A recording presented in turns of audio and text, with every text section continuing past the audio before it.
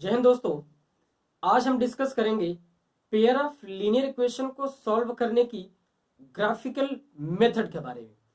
देखिए क्वेश्चन मैंने उठाया है exercise 3.2 NCERT, which of the following pair of linear equations are consistent, if consistence obtain the solution graphically. यानी कि अगर कंसिस्टेंस है तब आपको ग्राफिकल मेथड से इनके सोल्यूशन बताने। अब आइए देखते हैं। तो सबसे पहले तो आपको यह जानना है कि कंसिस्टेंस कौन कौन सी कंडीशन में होता है। आइए देखते हैं दोस्तों।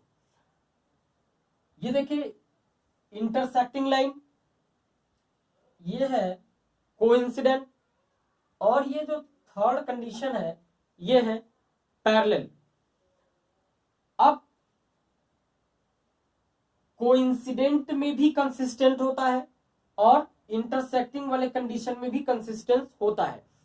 यानी जिसमें सोल्यूशन आपको रिसीव होगा, जिसमें सोल्यूशन फाइंड कर पाएंगे वो तो होगा कंसिस्टेंस, और जिसमें सोल्यूशन आप नहीं फाइंड कर पाएंगे वो क्या होगा, इनकंसिस्टेंस।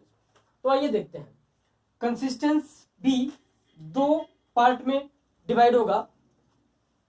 अगर ओनली सोल्यूशन होगा, वन सोल्यूशन, इंटरसेक्टिंग लाइन, इस कंडीशन में भी कंसिस्टेंस होगा।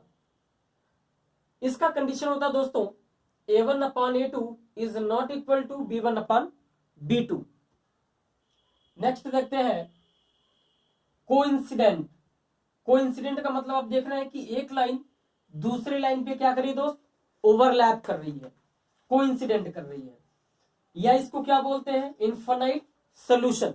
इनफाइनाइट क्यों बोलते हैं, यहीं पे डिस्कस कर लेते हैं। देखिए जैसे जो वैल्यू यहाँ पे होगी, यहाँ पे होगी, यहाँ पे होगी, ऐसे डॉट डॉट डॉट डॉट कितनी वैल्यू हो सकती है जो दोनों लाइन पे आए, तो इनफाइनाइट वैल्यू। इसीलिए इसके सोल्यूशन भी कितने होंगे, इनफाइनाइट होंगे। और इसी को क्या बोलते हैं, कंसिस्टेंस। कंडीशन क्या होती है, a1/a2 is equal to b1/b2 is equal to c1/c2। Clear है। अब लास्ट देखते हैं इनकंसिस्टेंस। इसको बोला जाता है पैरेलल या नो सॉल्यूशन। यानी अगर क्वेश्चन में कहे कि select the given pair of linear equation which is no solution, जिसका कोई सॉल्यूशन नहीं है, तो उसके लिए कंडीशन क्या होगी, a1/a2 is equal to b1/b2 is not equal to c1/c2। इसका मतलब कि अगर लाइन पैरेलल है तो वो इनकंसिस्टेंट होगी। अब आइए देखते हैं। हमने 4 क्वेश्चन लिया है, there are 4 question. Question number 4 NCERT exercise 3.2। अब आइए बारी बारी से इनको सॉल्व करते हैं और इनका सॉल्यूशन फाइंड आउट करते हैं। अब देखिए दोस्तों, इसमें मैंने पहला क्वेश्चन लिया हुआ है x plus y is equal to 5। अब इसकी कंपैरिजन करेंगे a1x plus b1y plus c1 is equal to 0 से। क्लियर है। अब जरा बताइए कि x का कोफिशिएंट a1 है, यहां पर x का कोफिशिएंट कोई भी नंबर नहीं, इसका मतलब क्या होगा, 1 होगा। तो a1 is equal to 1, b1 is equal to 1, c1 is equal to -5। अब जरा बताइए कि ये इज इक्वल टू 5 है, जब ट्रांसपोज करके आप LHS में लेके आएंगे तो क्या ये पॉजिटिव का 5 ट्रांसपोज होके नेगेटिव का 5 नहीं आएगा, क्या आएगा। अब जरा देखिए 2x plus 2y is equal to 10, इसकी कंपैरिजन करेंगे a2x plus b2y plus c2 is equal to 0 से। अब a2 x का कोफिशिएंट a2 और यहाँ पे x का कोफिशिएंट क्या है दोस्तों, 2, तो a2 is equal to 2, b2 is equal to 2, यहाँ पे देखिए, और c2 is equal to minus का 10। माइनस का 10 कैसे आया, ये इज इक्वल टू 10 है, ट्रांसपोज करके जब आप LHS में लेके आएंगे इस साइड, देखिए मैं करके एक तो बता देता हूं, इज इक्वल टू, तो इधर माइनस का 10 आएगा, तो c2 इज इक्वल टू क्या आया, माइनस का 10। अब जरा बताइए a1/a2 is equal to b1/b2 is equal to c1/c2। Value रख देते हैं, a1 की वैल्यू 1, a2 की वैल्यू 2, तो 1/2 is equal to 1/2 is equal to minus का 5 अपॉन में माइनस का 10, ये वाला। तो माइनस से माइनस कैंसिल हुआ, तो क्या 1/2 is equal to 1/2 is equal to 1/2 आया। इसका मतलब ये हुआ कि ये कंसिस्टेंस है। कंसिस्टेंस के साथ साथ और क्या है, कोइंसिडेंट भी है। कोइंसिडेंट के साथ साथ क्या है, इनफाइनाइट सोल्यूशन इसके होंगे। कितने सोल्यूशन दोस्तों, इनफाइनाइट सोल्यूशन। अब आइए देखते हैं, ग्राफ मेथड से कोई सा भी pair of linear equation solve करना हो तो आपको लीस्ट वैल्यू रखनी है, लीस्ट छोटी से छोटी वैल्यू रखनी है, जिससे आपकी कैलकुलेशन बहुत ही इजी हो। तो x और y की वैल्यू को पुट करते समय ये चीज ध्यान रखेंगे, आपकी स्टार्टिंग हमेशा x इज इक्वल टू 0 रखेंगे तो y की वैल्यू आई। अगर फ्रैक्शनल वैल्यू आती है, अगर फ्रैक्शनल वैल्यू आती है तो फिर आप नंबर को 1 करिए, 1 पे नहीं होता है, या फ्रैक्शन वैल्यू आती है तो -1 करिए, फिर 2 करिए, फिर -2 करिए। आपको फ्रैक्शन वैल्यू से बचना है, अवॉइड करना है, क्योंकि फ्रैक्शन वैल्यू आएगी तो आपको ग्राफ प्लॉटिंग करने में प्रॉब्लम आएगी दोस्तों। ठीक है, तो आइए देखते हैं। हमने पहले में रखा x इज इक्वल टू 0, तो y की वैल्यू क्या आई भाई 5। फिर हमने जब y की वैल्यू 0 रखी तो x की वैल्यू क्या आई 5, यानी 0 5 0 5। y एक्सिस पर x तो हमेशा 0 होता है, तो पहले x एक्सिस लिखते x कोऑर्डिनेट, फिर y कोऑर्डिनेट। ये कोऑर्डिनेट ज्योमेट्री में डिस्कस हम करेंगे डिटेल से। अभी यहाँ पे जितने आपकी नीड है उतना हम डिस्कस कर देते हैं, जिससे आपको कोई कंफ्यूजन ना रहे। अब आइए देखते हैं, अब अपने को ये दोनों पॉइंट मिल गए, देखेंगे दोनों पॉइंट कॉमन है। दोनों पॉइंट क्या है दोस्तों, कॉमन। अब आप कहेंगे सर यहाँ तो देयर आर 4 पॉइंट्स 2 2 4, लेकिन आप तो केवल 2 पॉइंट लिखे हैं। तो एक बात जरा बताइए कि 4 पॉइंट, ये दोनों पॉइंट कॉमन है, ये दोनों पॉइंट कॉमन है, इसका मतलब कि दोनों लाइन पास करेंगी इन्हीं कॉमन पॉइंट से ही। तो इस और इस पॉइंट को अगर आप मिला देते हैं तो ये हुआ दोस्तों आपका ये। अब जरा बताइए इस पे कितने सोल्यूशन होंगे। अब ये देखिए, ये हुआ ये 4 और ये 1, ऐसे 2 और 3 का भी होगा। अगर आप स्केल से मेजर करके करेंगे तो एकदम करेक्ट वैल्यू आएगी। ठीक है, ऐसे देखिए 3 का करेंगे और ये क्या आया 2 आएगा। तो ऐसे कितनी वैल्यू हो सकती है, यहाँ यहाँ यहाँ यहाँ पे कितनी वैल्यू हो सकती है दोस्तों, इनफिनाइट। तो कंसिस्टेंट है तभी आपको सॉल्व करनी है। अब आइए आते हैं सेकेंड पार्ट पे।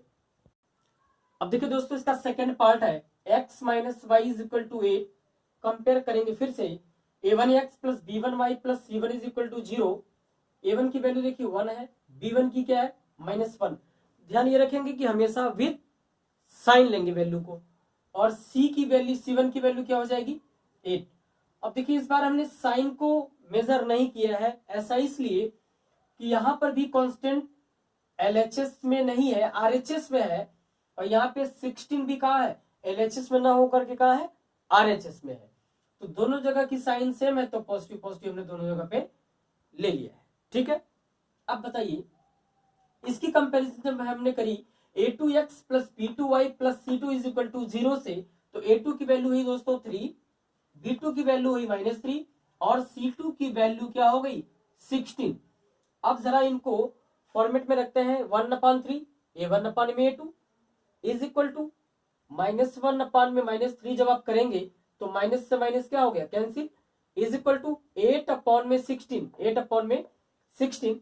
तो 1/3 माइनस से माइनस हो गया कैंसिल, फिर इज नॉट इक्वल टू 8 1 जा 8 और 8 2 जा क्या हुआ 16। तो अब ये नॉट इक्वल टू, अब इस कंडीशन के लिए हमने क्या बताया था, a1/a2 is equal to b1/b2 is not equal to c1/c2 है। तो ये होगा दोस्तों इनकंसिस्टेंस।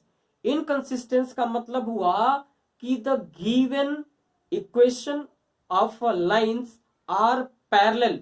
अब बताइए कि जब ये लाइन पैरेलल है तो कहीं पर एक दूसरे को इंटरसेक्ट करेंगी नहीं, और इंटरसेक्ट नहीं करेंगी, कोइंसिडेंट नहीं होंगी, तो इनका कोई सोल्यूशन आएगा। सोल्यूशन तभी होगा जब इंटरसेक्ट करें या कोइंसिडेंट करें। तभी इनके सोल्यूशन पॉसिबल, अदरवाइज पॉसिबल नहीं है। अब आइए देखते हैं थर्ड पार्ट में दोस्तों। अब देखिए दोस्तों, थर्ड है 2x plus y minus 6 is equal to 0। फिर से वही कंपैरिजन करेंगे a1x plus b1y plus c1 is equal to 0 से।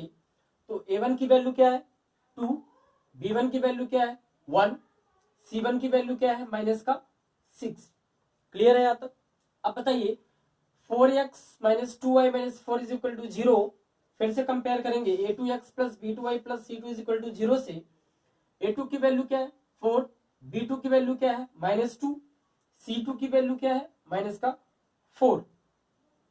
अब फर्दर रखते हैं 2 अपन 4, 1 अपन माइनस 2, माइनस 6 अपन माइनस 4। अब बताइए 2 2 जा 4, 1 अपन 2, और यहाँ पे 1 अपन माइनस का 2। a1 upon a2 is not equal to b1 upon b2 है, तो क्या हो गया यहीं पे कंसिस्टेंस। और क्या बोलते हैं यूनिक सोल्यूशन। और क्या होता है ओनली सोल्यूशन। और क्या बोल सकते हैं वन सोल्यूशन। और आपके क्वेश्चन में जो पूछा है क्या है कंसिस्टेंस। क्लियर है दोस्तों? अब देखिए इस इक्वेशन को रखेंगे और एक्स वाई फॉरवर्ड बॉक्स बनाएंगे। अब आपको सबसे पहले हमने बताया था कि लीस्ट वैल्यू रखनी है। 0 रखिए, 1 रखिए, अगर फ्रैक्शन वैल्यू आती है तो 0 के अलावा वैल्यू रखिए। तो यहाँ पे देखेंगे कि 0 रखने पे फ्रैक्शन वैल्यू तो आ नहीं रही है, इंटीजर मिल रहा है। तो पहले हमने x को 0 रखा तो वैल्यू क्या मिली 6। x को 0 रखा तो y माइनस का 6 था, ट्रांसपोज करेंगे तो क्या आया प्लस का 6 आया। अब बताइए कि जब y इज इक्वल टू 0 रखेंगे तो क्या आया y इज इक्वल टू 0 रखा तो ये माइनस का 6 भाई ट्रांसपोज होगा तो प्लस का 6, और x के मल्टीपल में 2 है ट्रांसपोज हुआ तो क्या प्लस का 3 आएगा कि नहीं। 6 divided by 2 is equal to 3। Second में 4x minus 2y minus 4 is equal to 0। अब एक्स वाई का फॉर्मेट बना लिया, x की वैल्यू 0 रखी तो y is equal to minus का 2 आएगा, क्योंकि माइनस का 4 जब ट्रांसपोज करेंगे तो प्लस का 4 होगा, लेकिन ये वाला माइनस इसको क्या कर देगा माइनस करेगा। ठीक है? अब बताइए जब आप y की वैल्यू 0 रखते हैं तो ये तो पूरा 0 हो गया। क्लियर है?